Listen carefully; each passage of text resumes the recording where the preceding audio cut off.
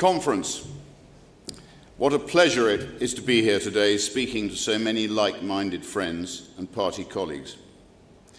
Every second of my free time after being announced as a Reform candidate for the Kingswood by-election was spent organising the campaign and trudging around an overdeveloped constituency next to Bristol. I can honestly say it's a delight to be here with you.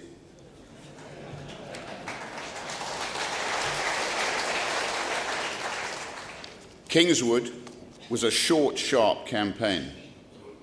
The aptly named Chris Skidmore decided that facing the fury of his electorate was not high on his agenda. He resigned, costing the taxpayer roughly £250,000. I called for him to personally repay every penny,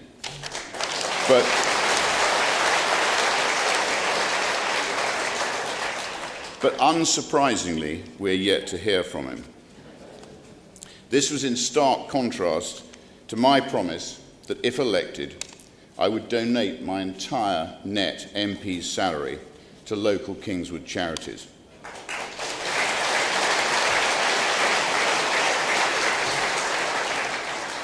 A topical issue that came up a lot on the doorstep.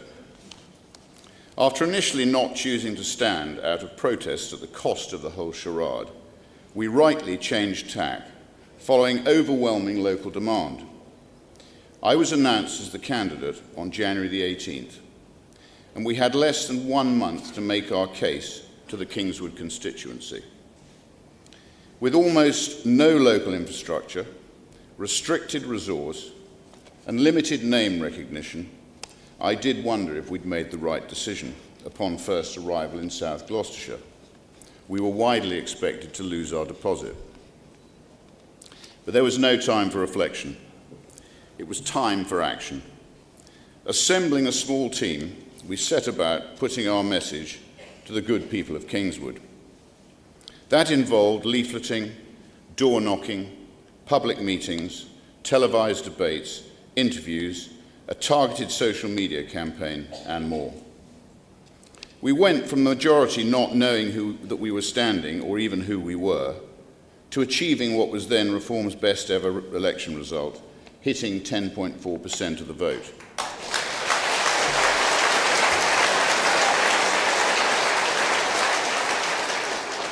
Judging by the faces of the Tories at the count, it was a total they were not expecting, and certainly they didn't like it.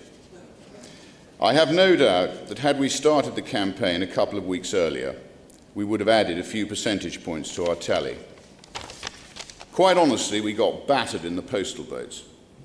Many simply did not know that we were standing, which, combined with the brutal efficiency of the Labour and Tory party machines, meant that we were unable to compete. On the day, though, we ran the Tories very close, and in many wards we relegated them into third place.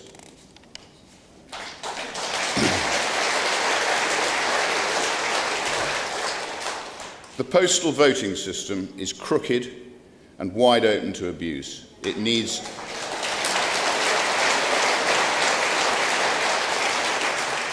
needs radical and fundamental reform, so that only those who physically cannot vote are allowed to cast their ballot early.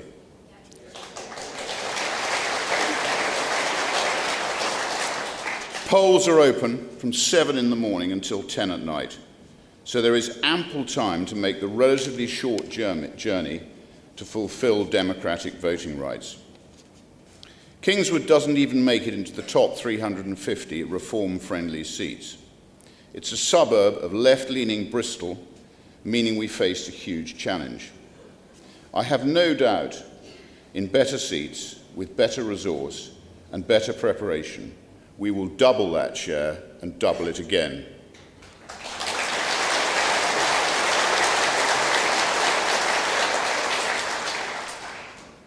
There is a genuine appetite for change out there. We just have to persistently and powerfully get our message across. In only a few weeks, we went from being total unknowns to challenging the Tories on the day.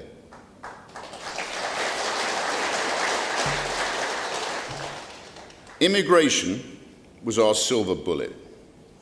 The Conservatives, despite campaigning on local housing issues, refused to even acknowledge the impact that mass immigration has had on housing demand. When I pointed out to them live on BBC TV that in 2022, net migration was running at the equivalent of 2 cities the size of Bristol, they had no answer. These people are simply being dishonest about what their parties have inflicted on our great country. They are either flat out lying or are utterly incompetent.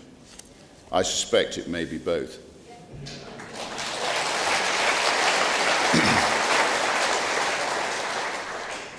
One Kingswood resident was so enthused by our messaging that she was out with her 4 teenage children throughout half-term delivering our leaflets. We didn't even know they were helping with our polling day effort until she contacted us asking for more material. For reform to be hitting 10% plus in a seat like Kingswood from a standing start, with all the challenges that we had, should make the establishment sit up and listen. It should be also encouraging for those of you here today who intend to stand for Reform UK in the general election. Millions and millions of decent Brits are crying out for a viable alternative. Building a political movement happens step by step. But what happened on the 15th of February in Kingswood and Wellingborough was one very big step indeed. My message to you all today is this: you are not alone.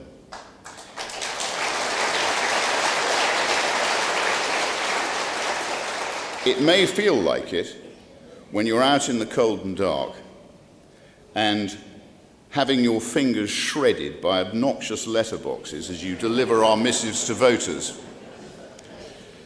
It is of paramount importance for all of us to work as a team. As individuals, the Labour and Tory party machines will chew us up and spit us out. But as a team, we can give them a damn good run for their money.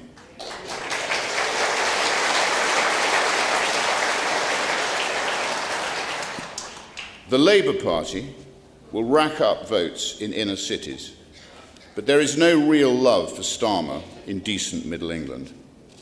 Their poll lead is artificial, and we must turn our fire on a Labour Party who is more concerned about Gaza than places like Kingswood and Rochdale.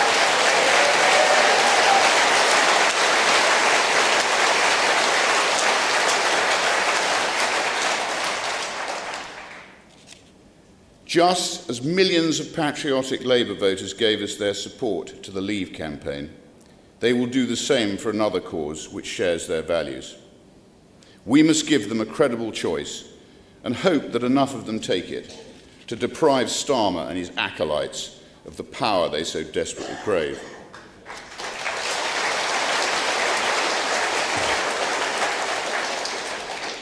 As Ayn Rand said, there is no difference between communism and socialism, except in the way of achieving the same ultimate goal.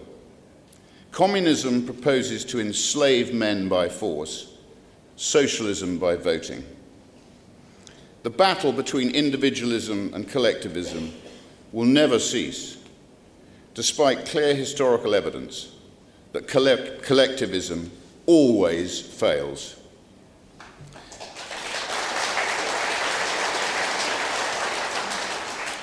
Alexander Solzhenitsyn accurately summed it up when he said, "Human beings are born with different capacities.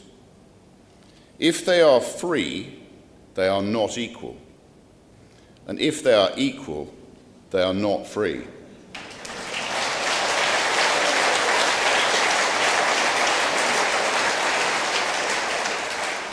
He should know after years in a Russian gulag.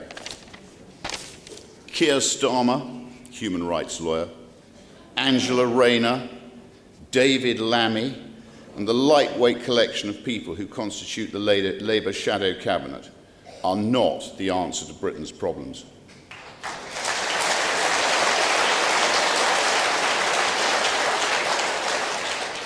Blair, Brown, Campbell, and Mandelson, as I call them, the four horsemen of the apocalypse, left a trail of legacy destruction to British institutions, as well as taking us to war in Iraq on a falsehood.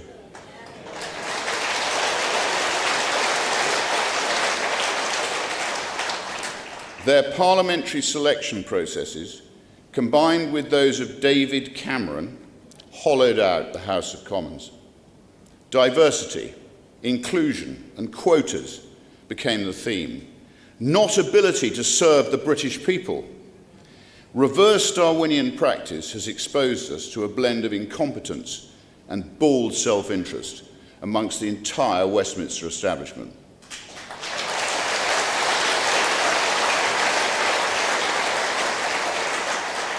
Scotland is a sad example of devolution, where the judiciary is in bed with the politicians who are in bed with the police. Ironically, all funded by the English taxpayer via the Barnett formula.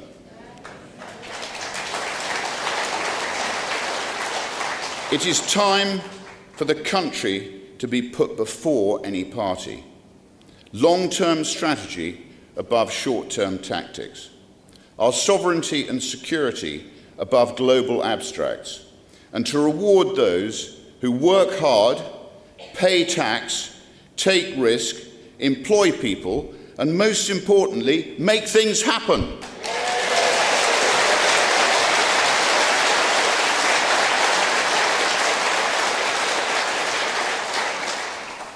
After 40 years in the European Union, we live under the rule of lawyers, not the rule of law. Europeans have a Napoleonic and continental view of life, which assumes that unless the law tells you that you can do something, then you assume you can't. Our trading approach is totally different, and we assume that unless the law tells us we can't do something, we assume that we can. Our establishment grew indolent as they surrendered our sovereignty through stealth to an unelected socialist bureaucracy in Europe. It is not far right to seek a return of our sovereignty, just as it is not racist to want to control legal and illegal immigration.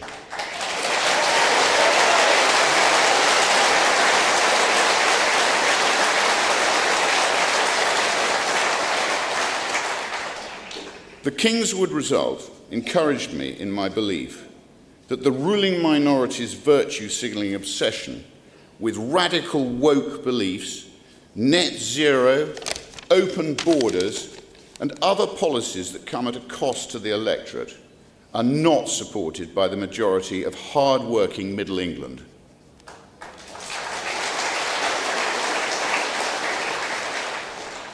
The electorate is waking up to the fact that this self-serving elite only fear them through their periodic ballot box power. With the help of better, more unbiased reporting and debate from GB News, the car crash which constitutes our government is being exposed for what it is, not fit for purpose.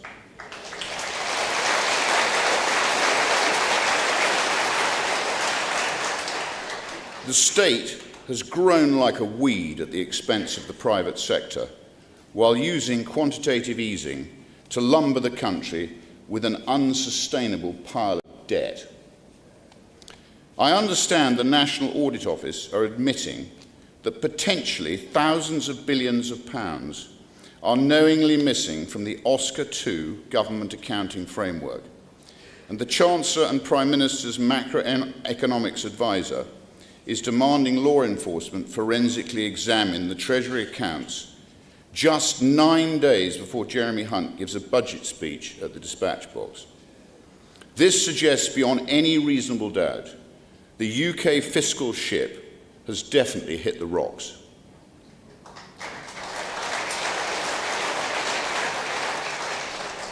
The NHS, HMRC, Land Registry, the Probate Office, Border Force, DVLA, the list goes on and on. Nothing works.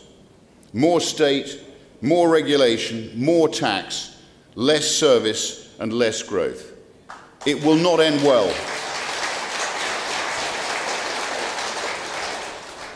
For me, the canary in the coal mine is the post office scandal.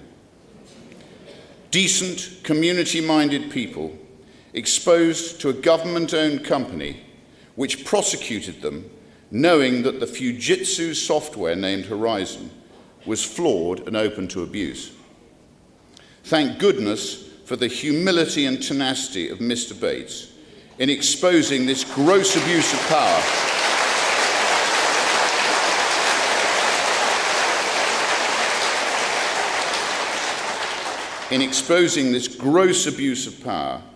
Which still needs to be fully rectified. If it was the case that prosecutions were brought knowing the software was not fit for purpose, then in my opinion, the likes of Crozier and Venables should be sent to prison.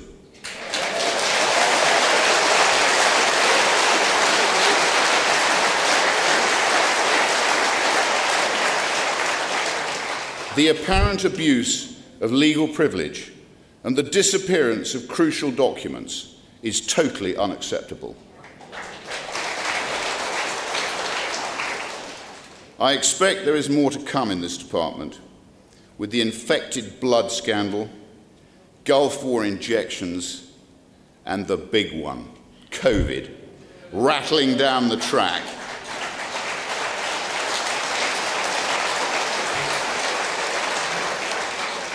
As excess deaths and medical complications from the jab mount up.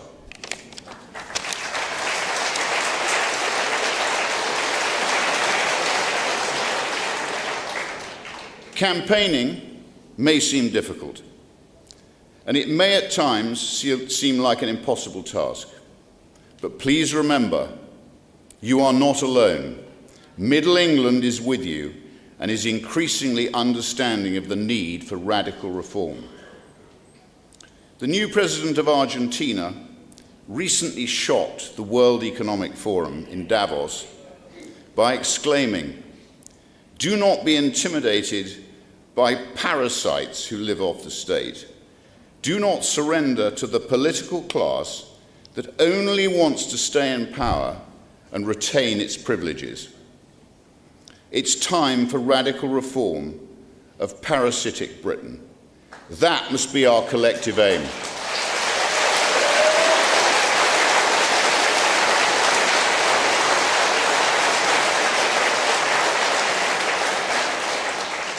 I leave you all with this message today. If we can achieve what we achieved in Kingswood and Wellingborough, then the sky is the limit for this party. We may be new and a little rough around the edges, but never underestimate the importance of what we're all doing.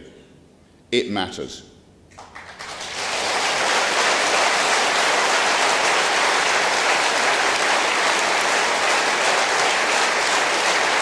Thank you.